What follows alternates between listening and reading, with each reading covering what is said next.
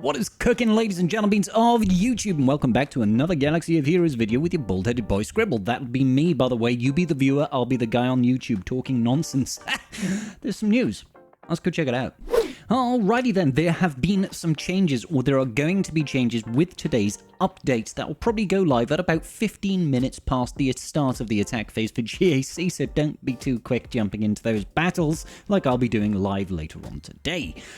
Essentially, the new player experience, that 1 to 85 journey, is having a little bit of an overhaul, and it wasn't too long ago that CG actually already changed this, and they added in a bunch of really flippin' awesome characters to the game. We're talking people like Moff Gideon, Dark Trooper, and Mara Jade and stuff like that. It was actually kind of sick. So I haven't really taken a look at this. We're going to take a look at it together and just have a little bit of a look-see, you know what I mean? So Tusken Meathead, our most beloved of all the Red 5 trolling guys in CG. They are thrilled to announce a major overhaul for new player experience in Star Wars Galaxy of Heroes. Their problem was it took too long and it was too boring, and people ended up at the end of 85 with no real good teams to use for GAC.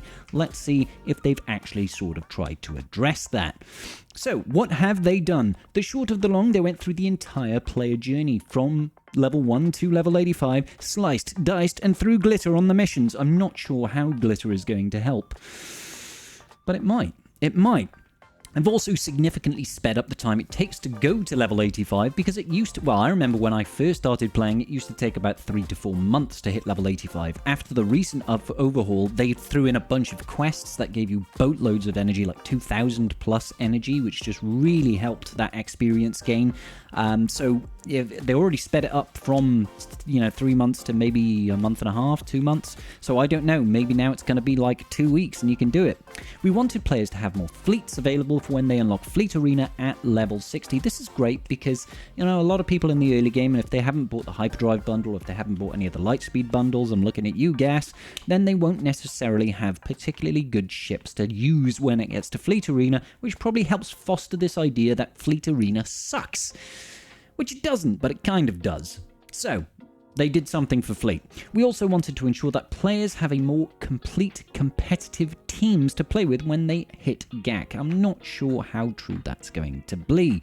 I just started playing though, and I'm less than level 85. Am I going to get these benefits? Yes, you are. Don't you worry. If you have been playing this game since after 22nd of May, I think they were saying, then you're going to be alright. You're going to be gaining all of these bonuses. If you played on the 21st of May, you are straight out of luck, good sir. You might as well start a new account.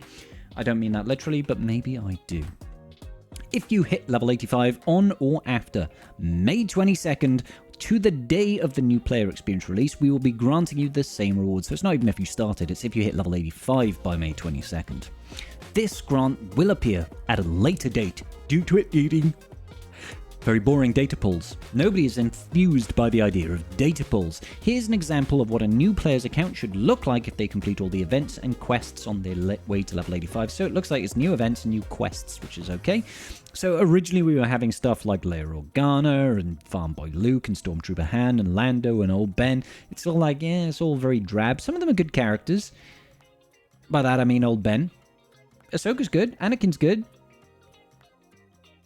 I mean, yeah, crew. There's some good characters here, but you got the likes of Gideon, Dark Trooper. They're great characters. Darth Vader's great character, right? You got some fleets, but not many. Now, apparently, you're getting the entire Phoenix faction, which is huge, especially because I believe some of them have moved over to hard node only. Like Sabine is a hard node only unlock, so. And it's like a 20 energy node. It's horrible. No, I don't think it is, actually. It might be a 12 or a 16.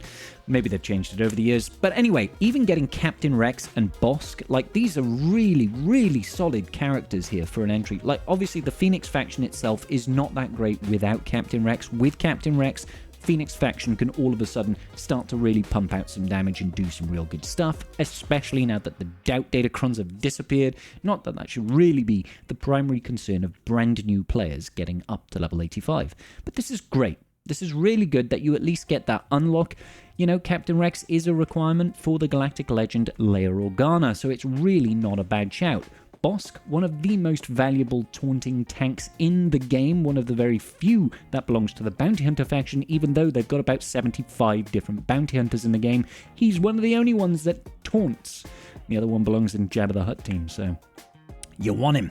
Not only do you want him, he also has possibly the most valuable ship in the game in the Hound's Tooth. So, all very good things here. Cad Bane also used, of course, for the Executor. Boba Fett, Executor. IG-88, Executor. Mando is not the pilot of the Razor Crest, even though he's the bounty hunter version of Mando, and the ship is a bounty hunter ship, and Beskar Armor Mando is not a bounty hunter, but his ship is.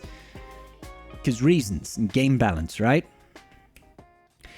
I made total sense there. I made total sense. We've also got what looks to be the BTLB Y-Wing and Anakin and Snips' ship, the Ghost, the Phantom, the Imperial TIE Bomber, the Taxi, that's the TIE Advanced X1, and Boba Fett's, are we allowed to call it the something one? I think we are. The Slave 1. Don't demonetize me, YouTube, please. I work very hard at this channel. Thank you so much. So what does this mean in totality?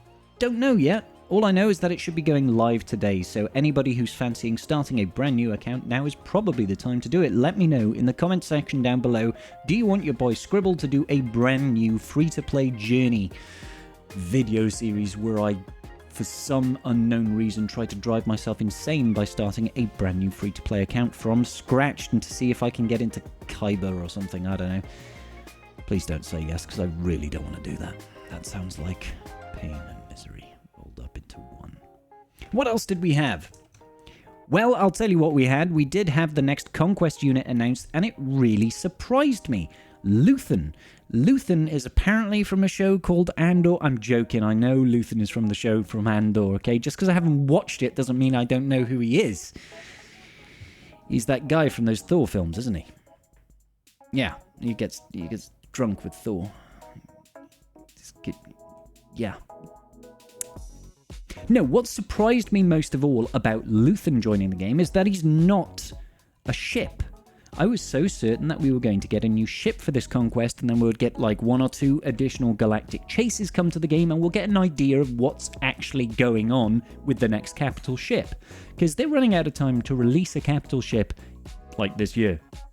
Right, we are halfway through the year right now, and we are still waiting to get the next raid to come out. That's right, the brand new raid that should be coming out, I'm going to assume at the start of August, might be the end of July period for the Battle of Naboo, is imminent. And once that raid drops, which will be great, we won't have anything on the horizon. Now, I have heard through the grapevine, through Swigger Events Discord server, that Meathead has confirmed we are not getting the road ahead this month, which means it's going to be next month most likely, and if that's happening, there's probably going to be a 1 to 2 week period of grace before anything kicks out. So it's reasonable to assume that late July, early August, we'll see the Naboo raid, and we'll probably be seeing something pushing forward for brand new ships or new GLs.